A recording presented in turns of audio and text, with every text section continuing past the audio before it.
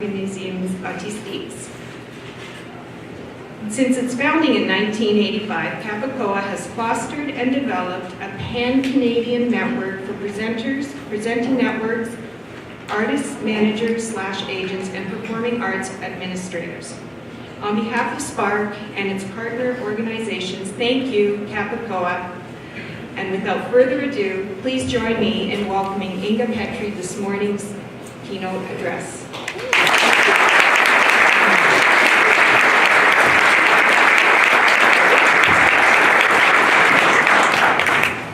So we're about to find out how technology is working. And is that working? It's working. This is working. All right. So I'm going to try not to interfere with, speakers and things around.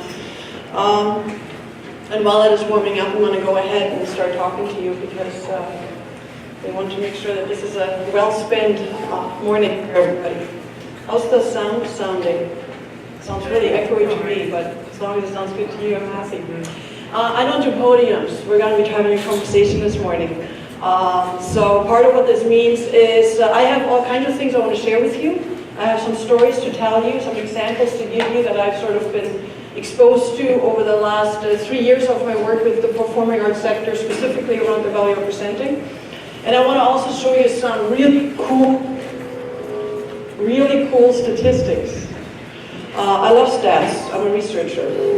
But I also know that it's really the stories about what that all means that make the difference. So, we're going to be talking about community partnerships. It sounds really echoey where I stand. Does it sound echoey to you at all? Yeah. All right, where am I supposed to be? We'll sort this out. I think it's this mic that's making that happen.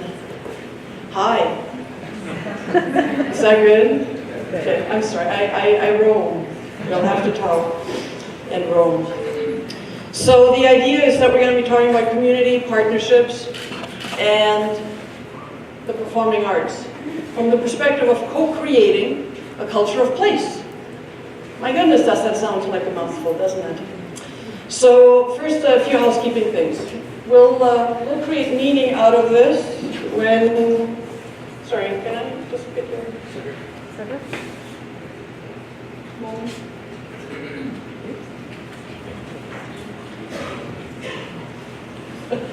Well, he works that out. Is it dead? Oh, it's okay.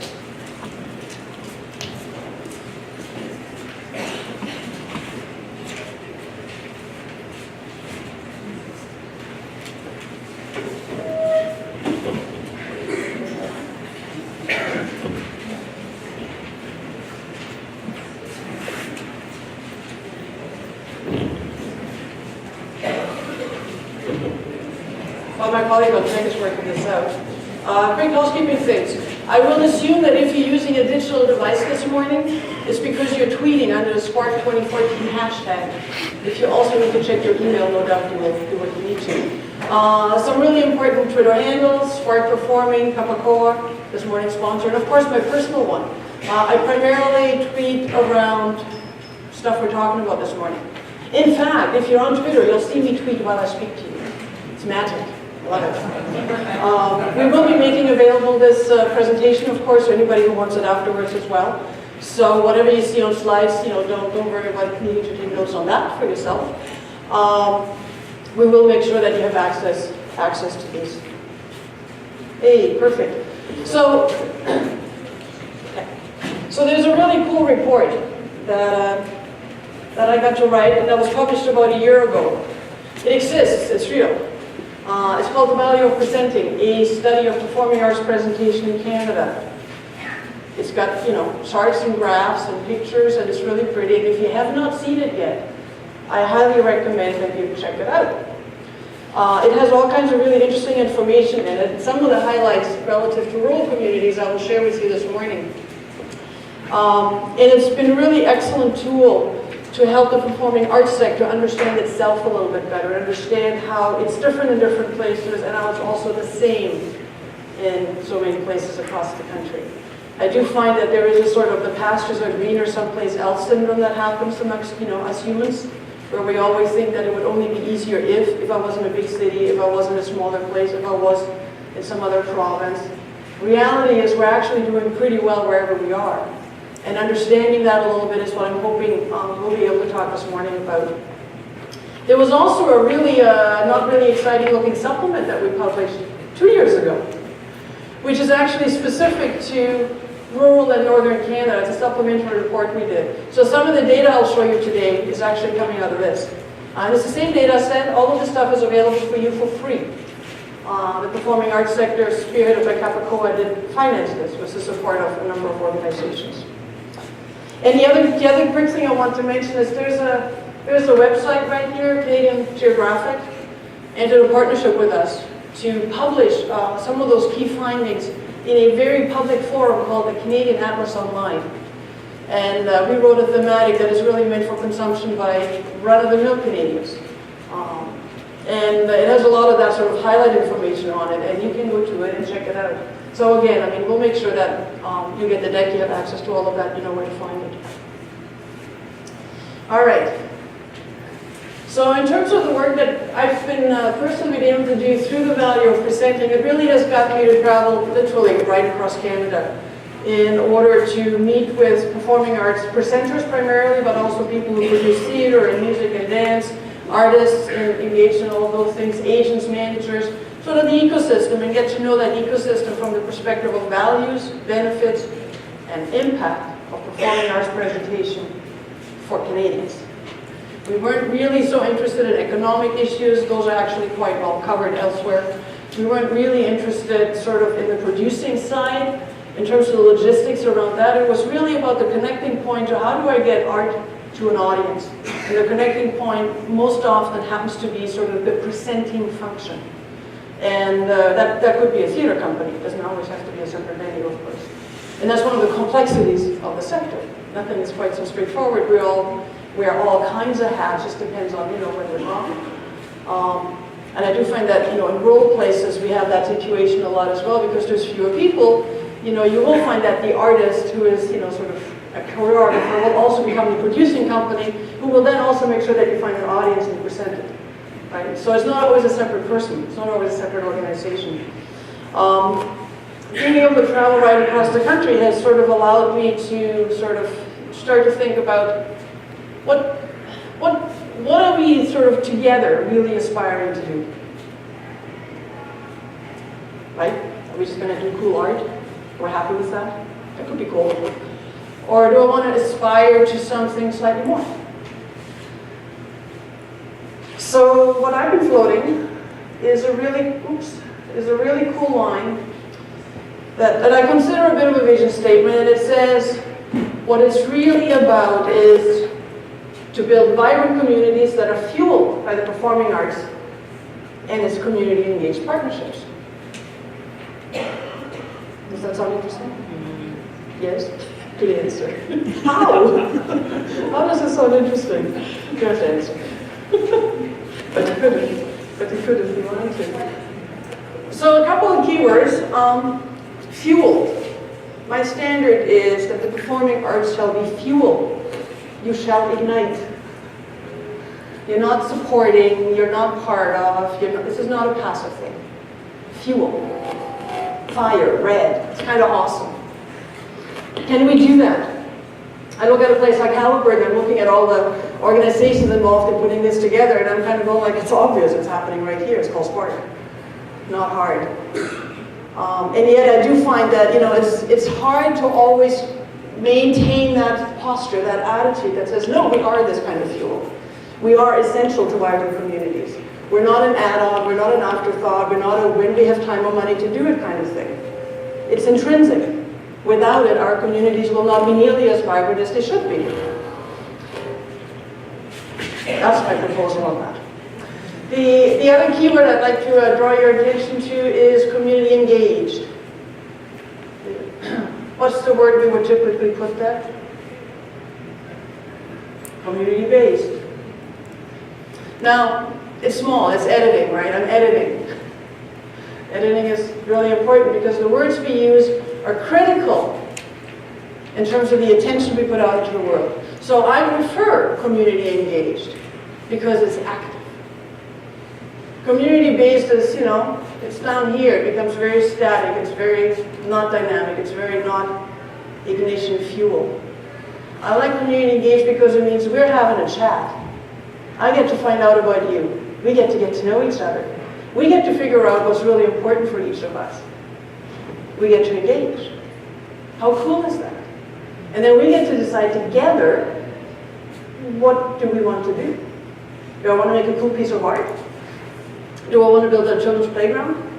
Whatever it is, I actually don't care, right? But it's in that sort of interaction where we can start to think about, so what's my framework for performing arts in this vibrant community where I actually, personally, I don't make a distinction or a judgment call whether a playground is more worthy than a performing arts institution. I think they both are worthy. And the smaller the community we live in, I think the more they become equal. We need all of that. It's not an either or. This is a both and world. The way I make decisions in life is both and. I'd like the appetizer and dessert. There's nothing wrong with that, right? So from the perspective of, concerns that I hear people talk about a lot, I would propose what this chart sort of really talks about. And that is that, in the performing arts, I've been finding that I'm a consultant, right? I get called all the time to help people with a thing called audience development. That's the first sort of slice of this. Audience development is really important, right? It basically says we need audiences to show up. How do we usually do that?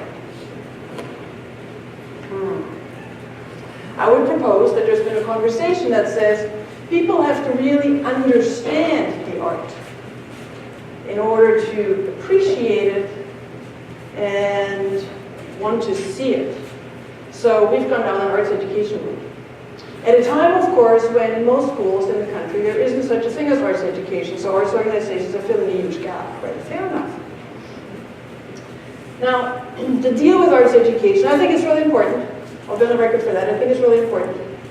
But if that's my avenue for building audiences, you better be around in 30 years.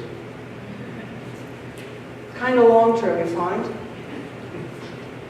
So most of my work today, in terms of audience development, is a thing that's called marketing. How do we feel about marketing in the arts? I don't mean arts marketing. I mean contemporary, really cool marketing that connects a customer with a product. Oh my God, that's an awesome language. How about that connects a patron with a piece of amazing contemporary art? It's the same statement, right? I just spent some time out in the East Coast talking to folks about branding. How was that, Lori? That went over pretty well, didn't it? That was awesome. I got to have a whole day with all kinds of folks to really literally talk about what does it take to be a contemporary marketer today in the arts that really makes a difference in getting audiences there. So that's my attitude towards audience development. It's a marketing task, and yes, we must educate in the arts. But that's not going to translate into a paying, ticket-buying customer this season. Right, so that's our challenge there. The other thing we find on the adult side, by the way, is those people who are most committed to the arts tend to be the ones that go to all the cool stuff afterwards and before. The chats, the post-talk, and those are your committed people. They already love it, so it's a really, and all the research says this to us all the time. It's really hard to get that first-time person to actually show up to the adults. So it doesn't, it's part of it, but it doesn't really play. Now the second concept that you see, there's a thing called public engagement through the arts. Not audience engagement in the arts. Public engagement through the arts. Is that interesting? Mm-hmm. Any takers on, anybody want to explain to me how it was two different statements?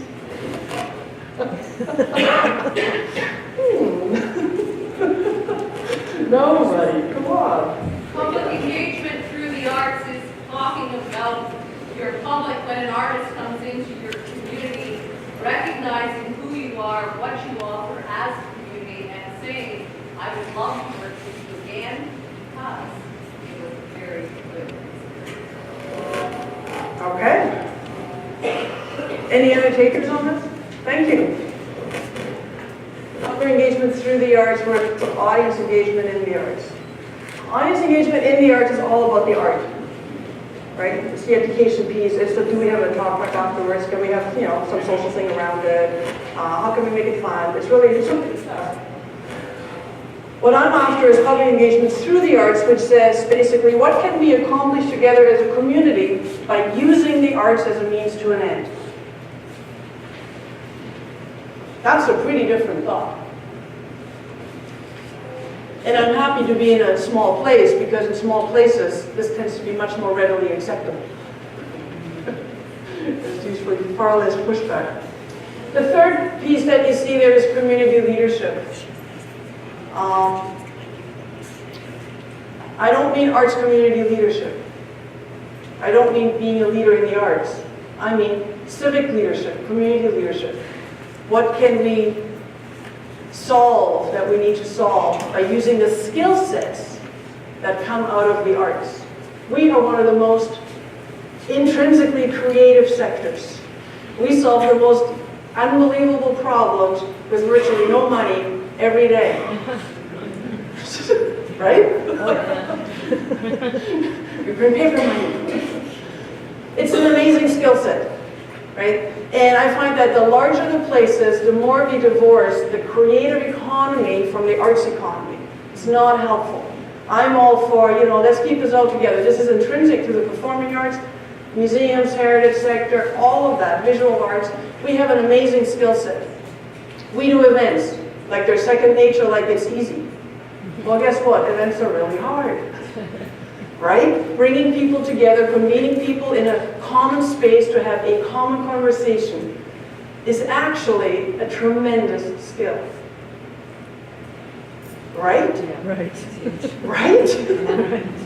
So this is a framework that I like to talk about in terms of what I've been learning based on the value of presenting work in the last, this is like a 3-year project now. And it's a really different place than to sort of fret over the, you know, the sweat the little details. Like it's not really a funding story, it's not really it's about will. Right? And this is where I love being in a small place. If I have the will to do something, what's going to stop me? Right? Well, you. The only thing that's going to stop you is you. And imaginings we have about, you know, our place in the world. Right? Isn't that true? Yeah. And, you know, so Halberd is really cool. Now, I want to ask you a question, and I will require an answer. What do you think the most creative rural area in Canada might be? Halliburton. This is based on 2005 data. It was the most recent I could access. How do you define longevity? The number of artists per working population. Salt Spring Island. Salt Spring Island, they're in the top 10, but they're not number 1. What else? Hogo Island. No, not yet. Not yet. Anybody know where XO8 is? Eh? Nunavut? Specifically Baffin Island. Wow. Seriously? It's Baffin Island. So yes, it's Iqaluit, Dorset Cape, those kind of places. They've came up with 3.4% of their working population are artists. And lucky me, I was just up there. I got to spend a week in Iqaluit working with the Alienate Arts Festival, which is around for 10 years now. And I want to tell you just a little story to sort of, you know, tell you why my ideas around, you know, vibrant communities fueled by the performing arts are not completely harebrained. There are all kinds of beacons out there that are already demonstrating the power of that. And they're taking a community-engaged perspective on it. Very cool. They started out basically putting on a festival up in Iqaluit. Anybody know how many people live in Iqaluit? Give me a number. Yeah, give me another number lower. 2,000. It's 6,000, 7,000. So fair enough. Very close. Anybody know how many people live in Nunavut? 27,000. 35. Very close. Do you know how large Nunavut is? Massive. Relative to Canada, it is exactly 1/5 of the entire country. 1/5. I know when we look at the map, it's, strange, right? And there's 35,000 people who live in it. You want to talk about rural and remote. It's kind of amazing. Of course, we also know that the vast majority of the population is Inuit. Canadians, I like to call them. They sometimes behave around these things as if they're other, right? They got a passport for this country. It's really cool. They protect Canadian sovereignty in the north, don't they? Oh, yeah. Very grateful all the time. When you live in a place that is basically frozen year-round, things change a lot. What you can do changes, how you think about the world changes. Those are people who live on the land, not off the land. Right? It's a really interesting culture and a really interesting sort of place. When Alienate started doing a festival, it's in part because funders wanted to make that happen. Like it was a funding impetus in a certain way. The local community came together to make it happen, and they started a thing called Alienate. And they put on the first festival, and it ended up being like sort of the first 2 years were like 10-day-long festivals. Really, really big things. Today they're about 5 days. It's a little bit more compact. They cost more, they do more. And their board, which used to be sort of started by the sort of run-of-the-mill typical arts folks, white people, has become 80% Inuit.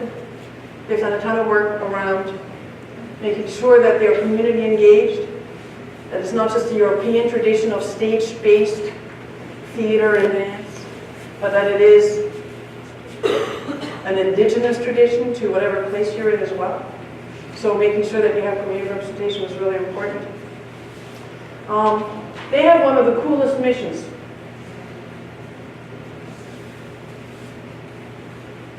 Their mission is to build a healthier Nunavut through the arts. Anybody heard any news recently about what's going on up there? Anybody familiar with, high rates of suicide? 45 young people killed themselves last year. Now, if you think about a community that has 35,000 people in it with very large families, you understand that there's not a single person I met while I was up there who did not know somebody who killed themselves in the last year. Huge issues. They're a colonized culture, colonized by white Canada. They had residential schools just like First Nations, with all the same desires around, squashing their cultures and languages. And as a result of that, there's rampant alcoholism, gaslighting, Davidson, that you heard about Davidson, all of that. The social issues are tremendous there. So it would be really easy for something like Alienate to be very focused on, we're going to make great art happen, and we'll be happy to do that, and it's going to be a moment in time, and everybody will feel good for that moment in time. And that'd be something, that would be good. There's nothing wrong with that. Instead, a few years ago, they adopted this particular mission, and it changes their behavior tremendously. And this is what's really cool about that. So yes, they do performance. They have a really great festival. They also now have a year-round concert series. But they're putting on like maybe 6 or 7 shows in Iqaluit. They use a big top, by the way, for the festival. They use a school, but they also have a big top. So it's kind of an interesting, sort of iconic thing that they've done. And they are looking at, sort of using the performance and the performers who are coming up there to do more in their community. Lots of collaborations with local artists. If you want to engender a, sort of standard of professionalism, professional artistry, people have to see performance. They have to see great performance in order to appreciate where they might get to and all of that, right? So they do all of that. But they also do training and workshops. And the kind of training they do is school workshops, community workshops. They have been doing workshops in their local correctional facilities. They are really overcrowded, cramped places where many unhappy people are living, and young people often. So they've been getting musicians into some of those prisons to allow folks to have a whole different experience, engender a little bit of hope. How is that? And some of those artists, are loving that part of their engagement up north so much and now asking to go back to make sure that they got one of those on their list. Right? They're engaging in the relationship. It's not incidental. They're not doing a favor to anyone. Right? There's artists who totally get this, and I'm sure there's plenty in Halliburton as well. The idea of ecosystem is really important if you're trying to create a healthier Nunavut through the arts. So they have a few, I don't know, amplifying devices, a few microphones in a bunch of the communities, but they don't really have people who know how to put on a show, how to do an event, how to do sound, how to do lighting. So they're training people to do that. And they're not imposing themselves, they're inviting interest, right? Because Alienate is still, seen in a certain kind of way as a, sort of run-of-the-mill arts organization. They're transitioning to a community sort of based view, but the talking head is still a, sort of middle-aged white woman who's awesome, but there's something about the perceptions of that, right? So there's now a very purposeful drive to make sure that the literal face of the organization will move increasingly towards an inward face, which is 85% of the population out there, right? Some such, it's huge. So those are all really subtle things you do when you're trying to be community engaged and when your mandate is not just to put on excellent shows. Now, a healthier Nunavut. Do any of you at your events ever serve alcohol? Is that a big revenue stream? No. Maybe for some. Yeah. They don't do alcohol at their events. Because you know why? Alcohol does not make for healthy people. They don't do gambling-based fundraising anymore. Because you know why? Gambling does not make healthy people. Their events are a drug-free zone. Oddly enough, guess why? So in a way, they're actually cutting themselves off a bunch of revenue streams, aren't they? But for some organizations or some entities can be really important revenue streams. Right? Because it's not the ticket sales, like the $10 for the ticket doesn't really pay your bill, but the $30 in booze might be a big part of that, right? It just depends on your framework a little bit. So for an organization in a place as remote as Iqaluit to decide to basically forego a bunch of revenue channels is really interesting to me. And this is really about, just an example. How does this work when you're community engaged? How does this work when you have a mandate that is about a healthier territory, not just great art? I'm just going to check my time here. Perfect. She's tweeting. Am I tweeting? So, any questions about this? Any reactions, comments, thoughts? Similar things that are going on in your world, wherever you are? Yeah, sure. So we're using kind of First Nations perspective, trying community engaged arts as a platform. Would that apply to First Nations communities around in more rural/urban areas? I ask because there's a lot more distractions, social distractions. And so how would you work with that to make sure that you're dedicated to inviting and sustaining that culture? In terms of First Nations cultures, as they might exist, is that like unto itself or relative to sort of the interaction between mainstream community and First I ask Nations? because a lot of rural First Nation communities that aren't maybe as far north as Nunavut, but are still isolated enough where there's enough social distractions that would maybe not see the progress of this happening as quickly. Yeah. I think so, if I understand correctly, but I think my quick answer is yes, it's completely transferable. But you can't impose these things on people. Right? So you can't just say, so I'm a white immigrant. I grew up in Germany, it's a really cool place. I can't just say to you, you should like X, in the way that I think of it, right? So we do have to make sure that when we speak across cultures, and across backgrounds, and across experience, that we listen to each other really well. You should dry eggs. You would like Is that a fair, quick answer? Yeah. There's some really great examples in the country. There's a festival out in Harrison Springs. Hot Springs? Harrison Hot Springs, BC. And they've, the people who've run this for the last 35 years had discovered that they had neighbors. And their neighbors were not the people in the town. Their neighbors were First Nations people, so living, near the town. And as is often the case, this happens in Ontario too, we actually don't know who our neighbors are. It's like these random tracts of land, we just drive by them. We don't wonder what's going on there, right? Weird. So they spent a lot of years to really try to figure out how to listen so they could make those connections with those First Nations communities that were local.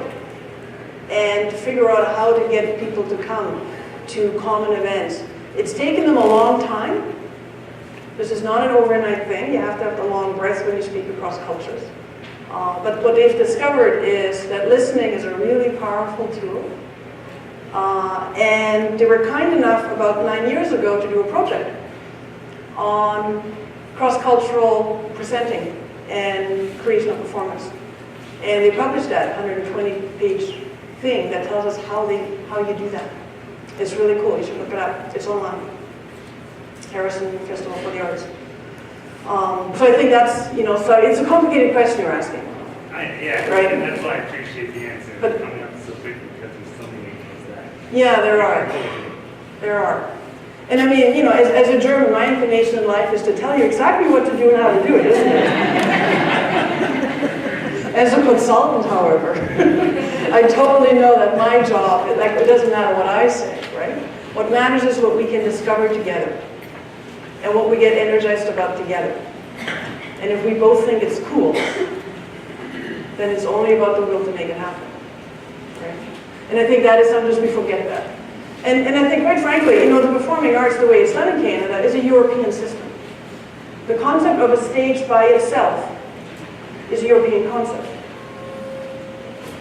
So I live in Newfoundland now for the last 10 years, and there's no way there that you can separate artists from community, because in the town of 2,000 people where I live, half of them play accordion.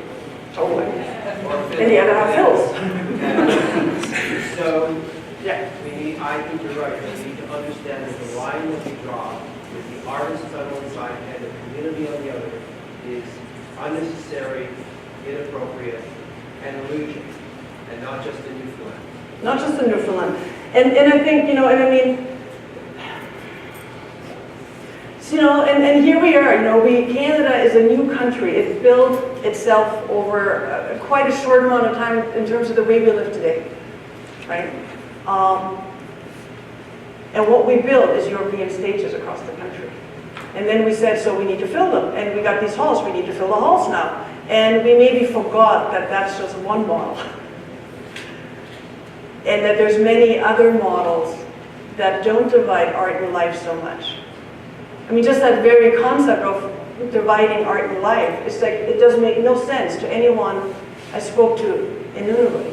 Like, it made no sense when I went to a conference a few years ago with a lot of First Nations and recent immigrant folks from like African and Asian countries. Weird. Stages are not so important, right? And it's interesting when you start to break down some of that, it creates whole different conversations. To comment on the European aspect and the type of things that for years were done in Ontario and in Canada in general, where a very good performing group would come into a small town, big town, medium town, present and then leave. Interesting, but no continuum, no commitment, no engagement truly, just a very receptive audience that said, oh, very nice. And it tended to be the same audience all the time and very little growth within the community. I think what we're seeing now, and I'm seeing that through the eyes of OTF, of the Very Good Foundation, where I deal with arts all the time,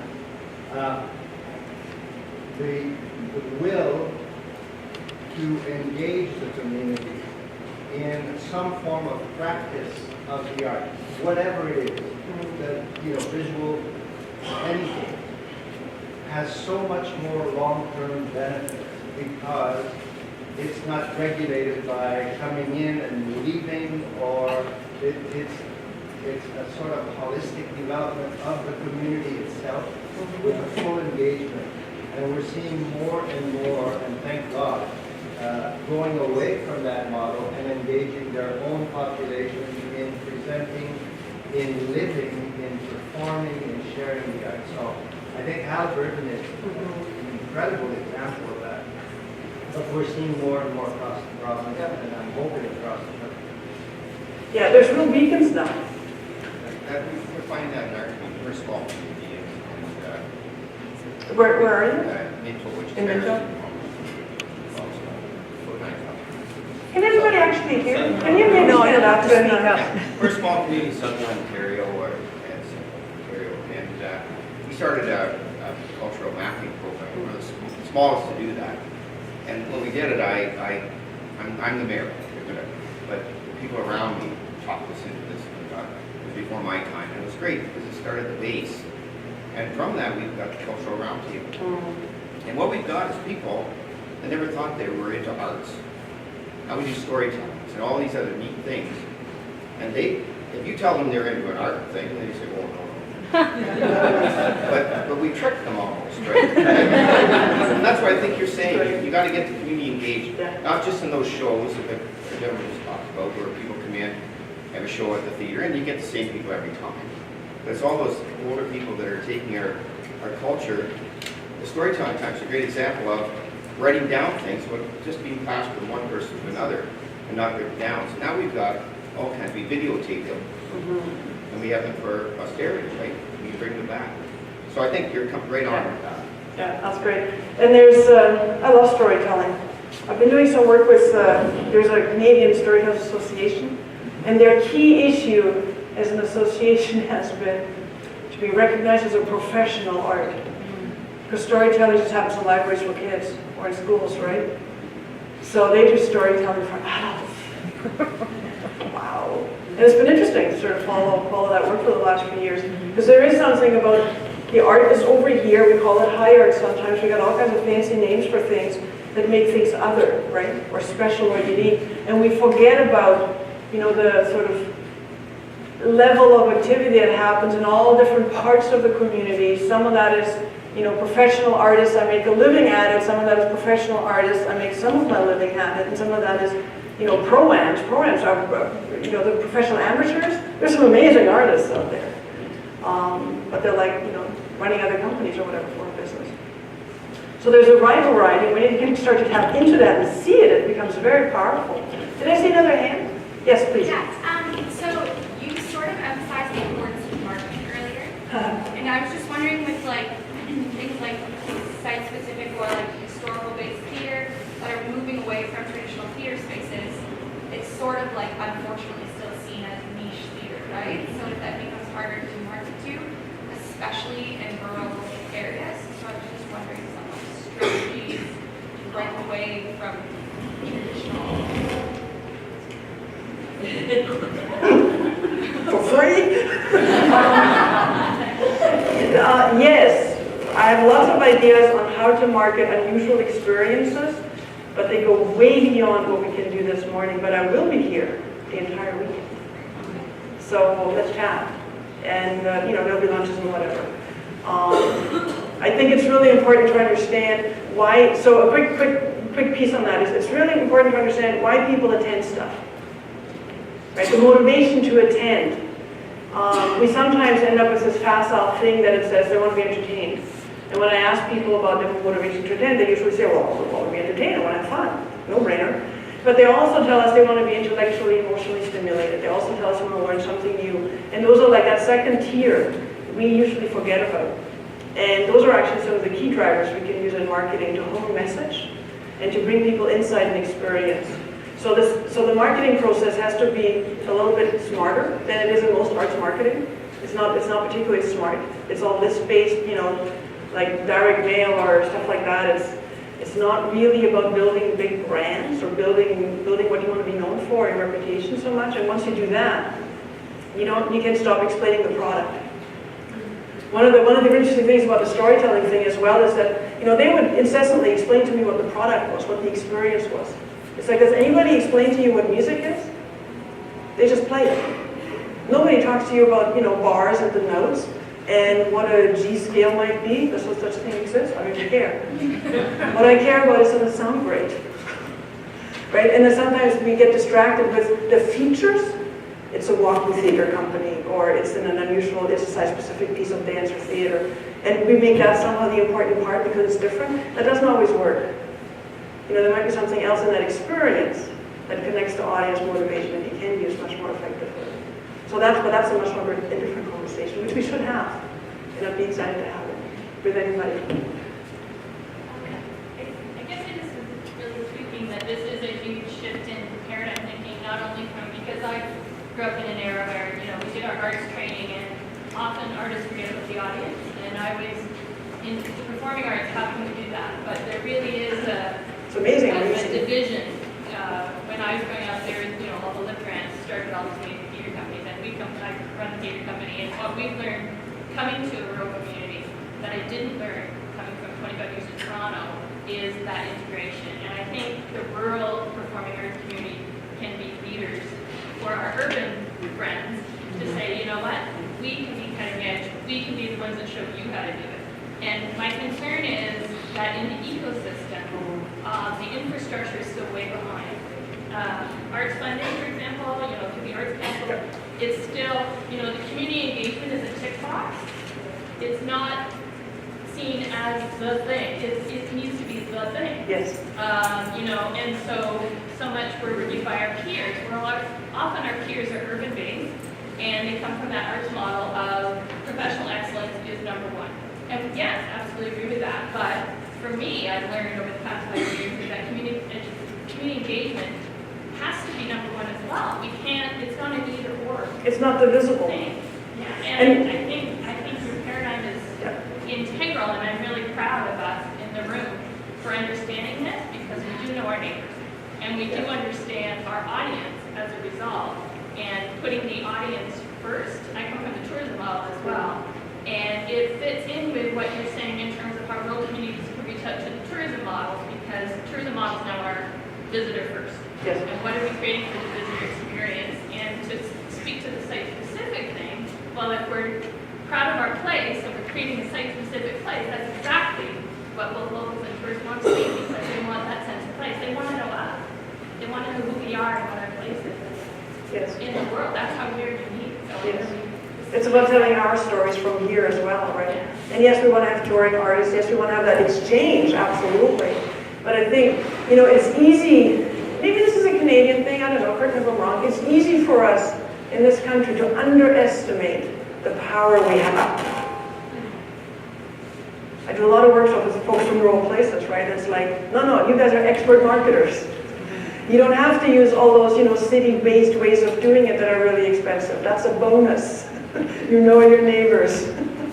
Wow, right? And we need to understand that those are strengths. Those are not weaknesses. Hi, I'm Louis Schreiber from Canada. It's really exciting to talk about this. We've been trying to talk about, first we talked about capturing the public engagement in the arts, different ways to interpret that and how to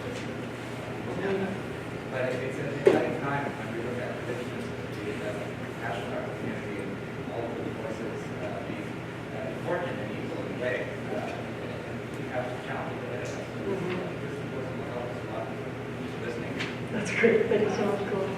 One more hand? Just very quickly, I think hearing everybody in the room make a similar point about trying to get more involved at the community level, pull things away from a model of bringing an artist in, putting them on the stage and then sending them home again. While we have the opportunity here, everybody can take that message to Canadian Heritage, and in particular the CFF program, much more backward and going in the opposite direction over the past 4 or 5 years. It's becoming much stricter about how involved the presenting organization is allowed to be in cultivating and shaping the performance for the local community, for their audience. That it has to be much more hands-off than just you buy a product that exists over there, you present it in that form, and your festival, you send it home. Yeah, it's not the shelf kind of approach. This argument needs to go back to Canadian Heritage loud and clear, and we've been trying to do it in more we can Yeah. apply that pressure. Yeah, and I mean, other people can speak more intelligently to the sort of interface with heritage. I know they've been following the value over presenting study extremely closely, and sorry? And they're a huge supporter of the study.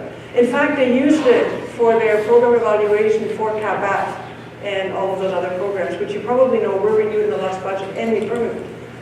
And a small part of me feels like maybe we had some role to play in that. And the language around that, by the way, was not jobs, jobs, jobs. The language around that renewal was health, well-being, community, right? It was all that. So this will probably engagement through the arts piece much more so. So there's fertile ground there. There's some really smart people there. And it needs to come from, and I agree, it needs to come from many places, that way of thinking. Needs to come and be reinforced. I totally Not agree. attempted to beat up on the department. No, not at all. To show disrespect to that No, program. totally But understood. it's a surprising disconnect because the direction has gone for the past few years, and the conversation is happening. Yeah, absolutely. And I think we'll hear much more of this kind of conversation. Absolutely. So there's a slide here. I think it says ecosystem on it. Now you can't really necessarily see all of this, but part of what organizations like Alienate are interested in, and part of what you guys are doing here in Halliburton, is really to start to, and what cultural mapping is about, is really to understand your whole ecosystem. And much of my work has been focused on the presenting side. But there are the creators, the producers, agents, all of those folks really matter in that system as well. And in my model, the audience is part of it. You see that at the end it says audience and community. The other thing that's part of it is non-arts sectors. You see that at the top in the blue, non-arts sectors. They are part of my way of thinking about the performing arts ecosystem, the arts ecosystem. And when you extend that, it changes the things you think about, I propose. And it makes our conversations much smarter. Because here's the deal. So what's GDP all about? Here's a little economics lesson, just in 2 small sentences. GDP, gross domestic product. What does that measure? The amount of money that's spent. What is it trying to measure? What's trying to measure is, are we better off today than we were yesterday? It is trying to measure well-being. That's what GDP actually tries to measure. It does a terrible job at it. But it's become shorthand for, are we better off this year than last year? And really what we're trying to measure is, are we as people better off? What it really measures, what GDP really measures, is how large the pile of garbage we are living in. Yes, there are some issues. It also, it also measures how we're spending the same dollar over and over and over. Right? I give it to you, you give it to somebody else. You buy groceries, I buy whatever. I live on Gabriel Island. It's about 5,000 people, and I think we were number 6 in that 2005 census. Something like that, you're right there. And they said for every dollar that was spent in our community, it went around again 7 times before it left the island. Yeah. That was cool. And that's just a multiplier factor, right? Yeah. But those are, economics have lots of issues of measuring, things. Yeah. But it's interesting. Now, very briefly, I promised you some stats. I'm going to show you some stats really briefly. They're in the supplementary report. You can read up on those at your own leisure. But I wanted to show you just a few of these because in my view, they demonstrate to us in data that exists today the strengths we have in small places in Canada. So this is a survey that we did with presenters, organizations who present performing arts. And we had 288 who responded. It's not a representative study. There was no such thing as a list at that point in time when we did this survey. So it's simply a survey that says, those who responded in these ways, and it allows me to say, well, those in small places said that, and those in large places said that. So what you're looking at here is communities under 5,000 people. In the middle is 5,000 to 100,000. And then on my side, it's 100,000 plus, so cities. And we're seeing that, in terms of the kind of effort that presenters said they were spending, high amount of effort goes to, of course, all the artistic activities, season planning, the artistic vision, all that good stuff. And the second piece is community development, social involvement. Now you'll see how that actually matters no matter where you are. It just happens to matter more if you're in a smaller place.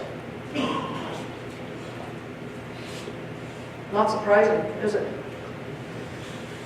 What is the red versus the blue? We can't. The blue is artistic activities, season planning and stuff. The red is community development, social involvement. How much effort does the center spend in that area? How much effort do you spend marketing? That's green. And you see how in the cities, like everybody does marketing, but in the city it goes up just a little bit. Right? You don't have to spend so much money on it in rural places usually, or you spend it differently because of the connections you already have. Artistic development, residencies and stuff like that. Look at that 57% on the purple. People in the smaller communities are doing a lot to support their local artists. This is really cool. And cities do that as well, but interesting to me how there's this little blip if you're like in one of those mid-sized towns. It seems to be just harder. And I'm not sure whether that's about scale. You either need to have no scale or a lot of scale, or what that exactly is about, but it's just kind of interesting. So when I look at a thing like this, is would you have expected, now I'm showing you data, this exists. We did the real survey, it was 2 years ago, and this is accurate as of 2 years ago. What I find interesting is how it doesn't really seem to matter that, if you look at this just as an average, by and large, everybody is spending high efforts in most of these areas. It doesn't matter that in a rural place you don't scale so well. Isn't that interesting? What does this say to me? To me, this says, you are amazing. Doesn't it? Did you know you were amazing before you showed up here this morning? Yes. Good. Excellent. I'm showing you some data that you can take to other people and say, this is why we're amazing. Do you have hard copies of this that we can take with us? Of course not. This is a digital world we have it. No, it's all PDFs. Okay. It's all So PDFs. you It's can all find it online. on the valuepresenting.ca? Yeah, absolutely. There's a documents page in the main navigation documents. You see those documents and many more.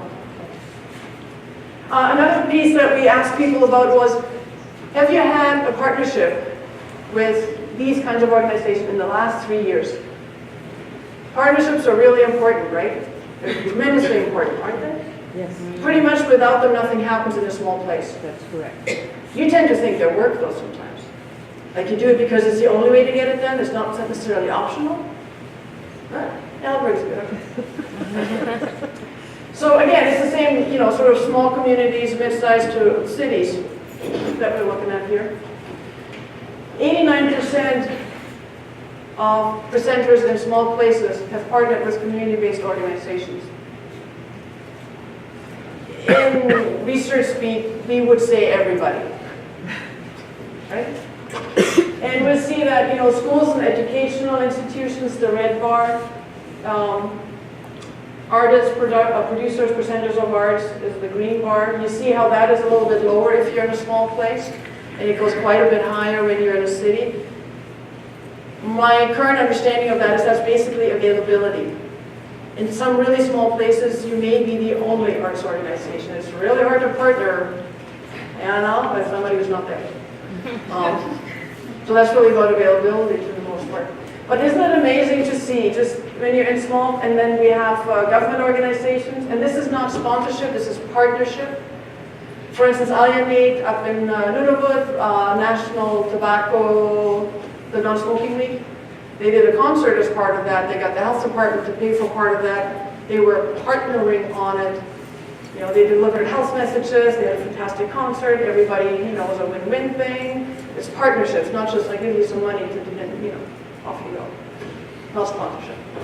Private sector, that might be restaurants, that might be all kinds of different sort of facilities that you might be using. Amazing, tremendous partnering. And again, so what's amazing to me is it doesn't seem to matter in small communities that you really don't have any scale. Wow. This is important to appreciate, I think. This is very important to appreciate. What this survey said to us really clearly is the community matters A lot. Yes, we do all that other stuff. Yes, we must have audiences be there. Yes, all that is true. But those are really powerful ways to sort of show to people how we're actually maybe more similar sometimes to big cities than different, right? And it depends a little bit on what message you're trying to convey to whom, in terms of how you might play it. That's the tactic. That's fine, right? You have to be smart about how you do stuff. Now here's another statistic that I really, really want to show you, and then I think I'm almost done with stats, and I'm going to tell you a couple of great stories. Attendance. We asked presenters about their annual attendance. So this looks only complicated, but it's not. Again, small communities on the outside. So some small communities under 5,000, they might have 300 people in them. We don't know. We just know they're under 5,000. And some of them had, you know, the blue, the first little bit of the bar is blue. It says under 250 annual attendance. And then the next one up is 250 to 999 and so on. Now the thing that's circled is 5,000 plus. So there are at least 1 in 6 communities under 5,000 people who attract more than 5,000 people a year. What does that mean to me? What does that mean to you?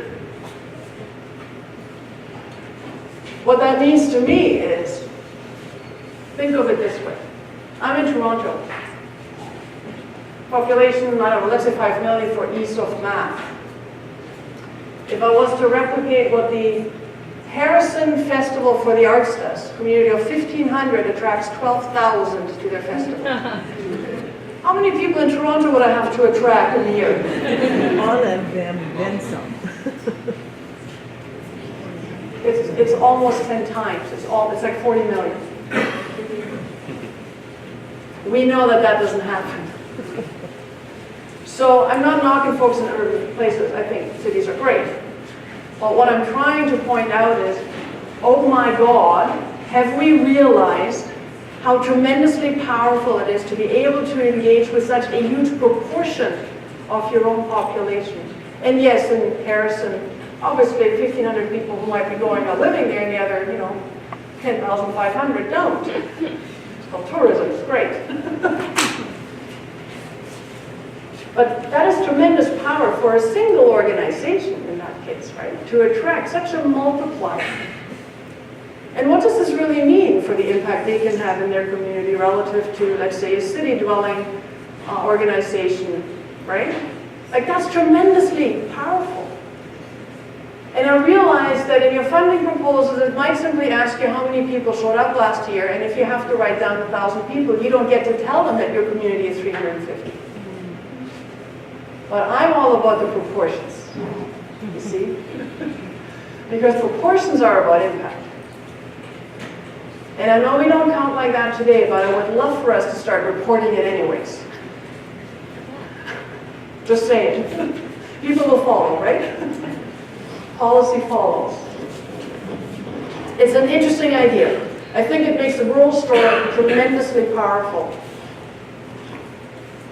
So I think of, I'm a researcher, right? Proportions is, that's what a percentage is. That's what I live by. It's great. Now, quick story from, anybody from Prince Edward Island here? Hi, Lori. I used to live on the island for a few years. That was a good stay in the 90s. Anybody know where Georgetown, PEI is? Yeah, excellent.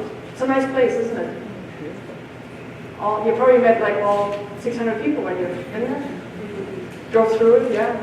So it's near a place called Montague, which is a slightly bigger town, which is about 40 minutes from Charlottetown, which is the capital, which is almost 30,000 people in it. It's great, great place.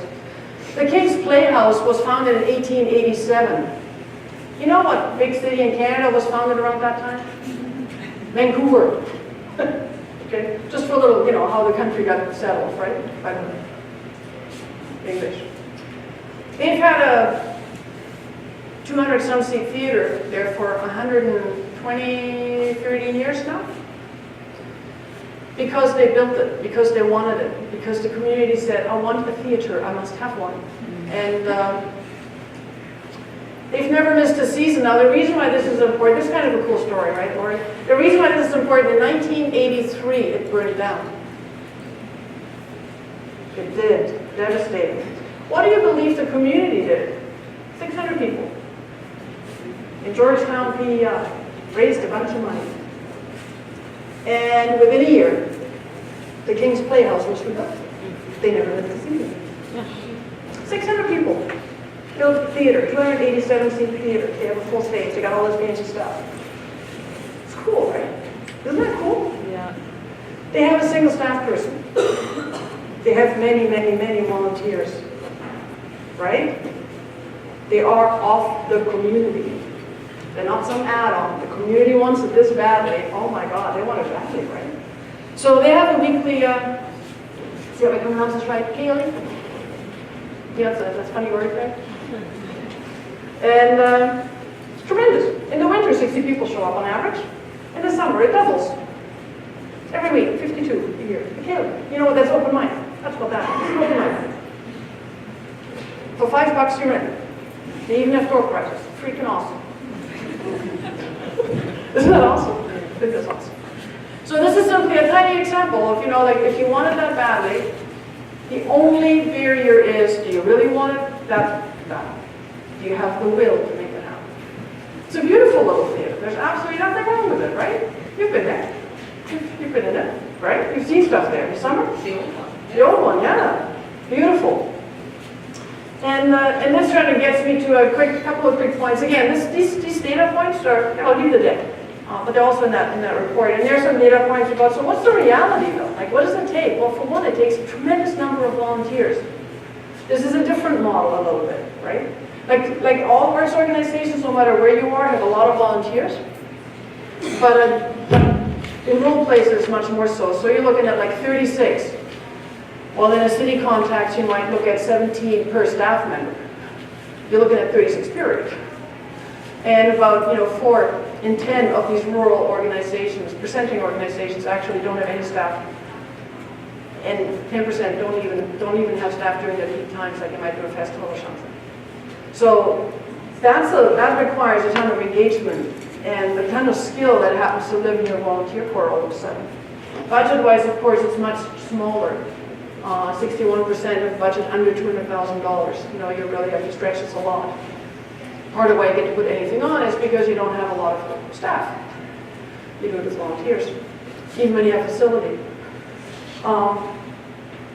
First source of funding, if you're in a rural place, tends to be your box office. And I can't give you a dollar amount. Our question was simply, what's your first source, second source, third source, right?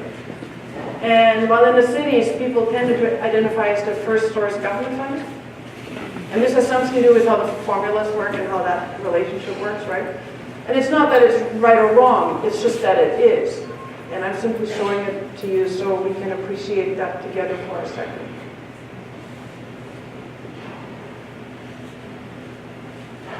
Anybody ever been to Fort Nelson, BC? Cool. Have you ever been to the Phoenix? No. Phoenix Theater. Cool little spot. Built by the community. Guess what? Back in 1992, they decided that they wanted a theater. It's a multi-purpose facility. All kinds of other stuff is in that building. A cinema, a gallery. You'll find this a lot, that you have these multi-purpose facilities in smaller places. And they do 250 events a year. Population 4,000, annual visitors 21,000. Lovely multiplier. They present touring artists. They present some of the local folks. In all cases, all of these presenters always also support local artists. Sometimes in order to get them ready to tour, so they can bring their stories to other folks, right? There's a real exchange there. And the guy, Dark who runs it, told me this really neat story. They had been playing with live streaming a little bit, like live streaming performances. And a very unusual need had arisen one tragic day. A community member had passed away. And that community member had a very international career. So they put their very fine skill in live streaming to good use by live streaming the celebration of life. So that people who were around the world could be there for that live moment. And I think if I recall correctly, he said about 1,200 people walked on. Wow. It's a little bit of skill, right? Like I got a stage, I got a facility, I got some cameras. Live streaming ain't hard, actually. Take a no-brainer approach to it, right? And you can all of a sudden, you know, take this moment where it would have been impossible in any other way to connect people. And you can do that. And that's, I think, part of what it means to be in a smaller place. And, you know, where you are serving community need and community wants. And it's a different relationship than, I'm here, you should like me. I do great work, you should come. No, it's a different relationship, right? Yes? Does that person live stream the shows that are happening? They have done it on occasion, yeah. And does that affect the attendance that's happening after the people who actually are physically present? Sorry, what was the second part? Does the possibility of live streaming affect the number of people who are physically? No. No? We don't have enough experience, in fact, to make a good statement on that. But my supposition would be that no, it increases your audience. In their case, they haven't. But they're playing with it. There's lots of, I'd love to have technology conversations about exactly that. Oh my God, I'm here all weekend. I think the technology piece it merits a lot of thought. And there's some, and depending on what kind of artist you are and what kind of unions you're part of, there's all kinds of things to think about, or they may not be. Yeah. Right? So, but I think that whole live streaming thing and how to reach people with a product, an experience, is really worthwhile for us to think about as technology throughputs have increased like crazy, and we're all around these amazing networks now. What's going to be possible in the next 2 years is going to blow all of our minds, so we need to talk about it. So I'd love to have that conversation. Yes? Just to point out that live streaming in rural Ontario, most of us still live in rural Ontario. Yeah, there's challenges. There's some challenges. They're solvable. They're solvable. Even up in Nunavut, they're about to have something akin to high-speed internet shortly. Yeah, it's kind of amazing. Yes? So speaking of the internet, I'm just wondering if the statistics that you just showed.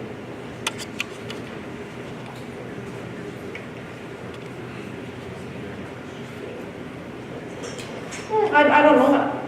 I mean, most of what I just showed you, we never asked in a survey. We were filling a gap that didn't really exist. So I can't say that. I do know that we've measured attendance by Canadians who has become a lot, physical live attendance, to become a lot higher than it used to be. It's at about 3 in 4 Canadians now who will have said that I've attended a live professional performing arts event in the last year. And, 10 years ago, that might have been more like 65%. So there has been an increase in the live piece. Now, I have to say, I'm not talking about selling tickets, I'm talking about attending. So if you go to a Canada Day celebration, that's it, that's where it's going, right? But that's always been a neutral, right? It's always been a scope. So the attendance really has gone up. We did ask some questions in our survey about how people are consuming professional performing arts through media. And what we basically found is that those who attend in person also tend to watch more in media. But I'm also able to reach some folks who are not able to attend for whatever reasons through media.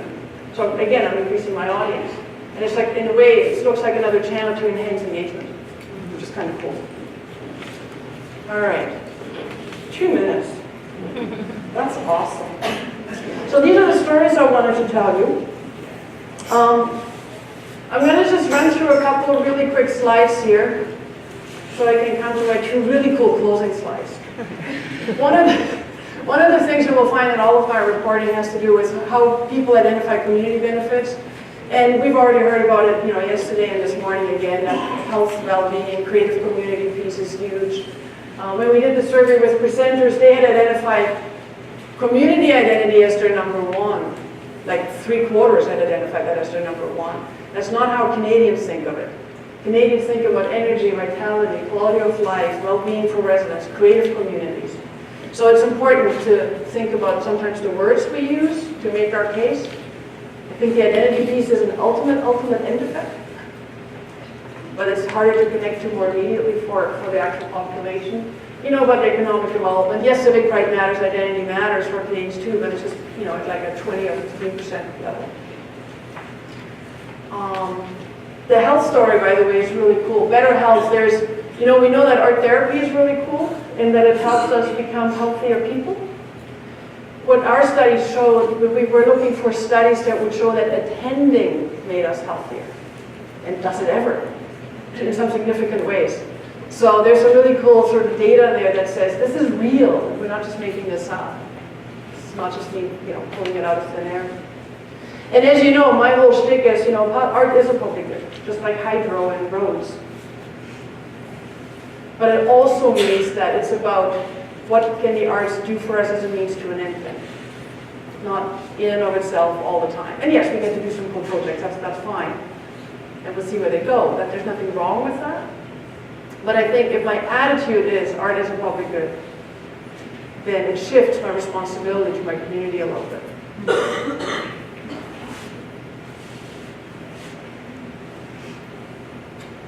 Really briefly, we asked Canadians who they thought benefited most from attending. The individual, the community at large, or both equally. And what we found is that Canadians by and large actually think that both equally is the answer. But if you live in a smaller place, you will favor the community. If you live further away from performing arts venues, you tend to favor the community. It's actually more important. That's really interesting. And something that we can sort of think about a little bit in terms of how we, there's a readiness in our population for this, right? They already get it. We get to leverage that. We don't have to invent it for them. They already get it. It's really cool. All right, so I'm going to give you my closing thoughts. I'm going to skip over 2 slides. They're not important. Okay, they're important, but they're not that important. All right. So I want to respect our time. And like I say, I'm happy to have any and all of these conversations that we've talked about marketing and about technology and about anything else. But I thought I'll leave you with 6 thoughts before we get to have a quick break, before we move into small group sessions. I think we need to count our audiences and disclose the proportion of our population. Don't just give me a straight number anymore. I don't care that funders aren't asking for this today. They will begin to ask eventually. Right? Maybe. And at the very least, it's important to report back to your community those things. Place branding. There's going to be a keynote on place branding, I think, as part of this. Some really smart guys coming to talk to us tomorrow, I think. It's huge. Halliburton is in the process of place branding by virtue of doing what you're doing here. The exposure you've got with SPARC right across the country is phenomenal already. And that's before we even met, right? Let alone what's going to come out of this. That's part of place branding. You're living the thing, you're not just talking about it. It's really important to consider these things at the county and regional level because really small places can't, if you're 1,000 people, you can't do it by yourself. But the Highlands were good, right? And that's really where that's coming from. And depending on where you are in the world, Salt Spring Islands has a reputation for certain things. Right? There's a few places in the country, most of us can probably name, where you can leverage that. You see it at work. It's very powerful. Think about that. Interesting tidbit is that even if your major events are primarily tourism, you may actually need to think about your relationship to the local audience and whether they are core to your audience. Even the Ottawa Blues Fest, 250,000 people show up. The vast majority are from Ottawa, even though it's a major tourism event. Funny that, right? So I think we really need to think much more clearly about how our audience is comprised and the role a local audience has in our year-round sustainability. Year-round is important, right? It's not just summer theater. The local ecosystem, you're building that here. It's really cool to see. It's getting built in a few other places in the country as well, and we'll see how that rural network piece will work out. But I think that idea of connecting and sharing is really important because we can't afford to do all of this stuff just by ourselves. And neither can we. We become stronger when we work together, right? And then public funding. I'm pretty sure that, I know for Alienate and organizations like that, the culture portfolio is the least amount of the public funding. It's health and economic development and all kinds of, for them it's Aboriginal affairs as well. It's all kinds of funny places where the money comes from, for different reasons. So, if the culture portfolio isn't big enough in Ontario or your municipality or whatever, don't worry about it. It depends on how you find your work and what work you do in the arts to figure out what avenues of revenue, public funding might actually be available to you. And Back to revenue streams. Digital, I think, should be a revenue stream. Digital distribution, I think it has a lot of potential and it will happen. And the only question is who will own it. Will performing arts sector folks own it, or will something akin to iTunes, a computer company, own it? That's the only question, not whether it will happen. And similarly, you know, I don't know, ever been to a place where they charge hotel taxes? $2 for the room, you know what they use for, right? Tourism marketing. All right, so here's what I would propose. Why don't we have a, what do I call it? A tourism product development tax instead. Okay, maybe in addition. So here's the kicker on how the hotel tax is used. I'm a guest at your hotel. You charge me $2 extra so that you can market to me. That money is the marketing, the tourism marketing budget. Now that has no benefit to me as the guest, but if you gave me a tourism product I want to go to, a festival, a show, I don't know what it is, I'd be much happier to pay my $2. Right? So all I'm saying there is, like, I have no idea how this works. I don't do taxation. All I'm saying is that what happens if we think creatively like that about revenue streams? Because we don't have that many opportunities for the kind of scale I get in large urban places. But I can think about this in different ways, and maybe I can get the kind of scale I need. And my last point, which I will close on, is we have we're human. We want to live in an organization. We're herds, right? So sometimes we really just want to do a project, and instead we found an organization. Especially for artists, it can become a real problem. Just do your project sometimes. You don't always have to get a board and all that. And just to sort of think about that, with nuance, I think is really, really helpful. And thank you so much for playing this morning. I really appreciate your time.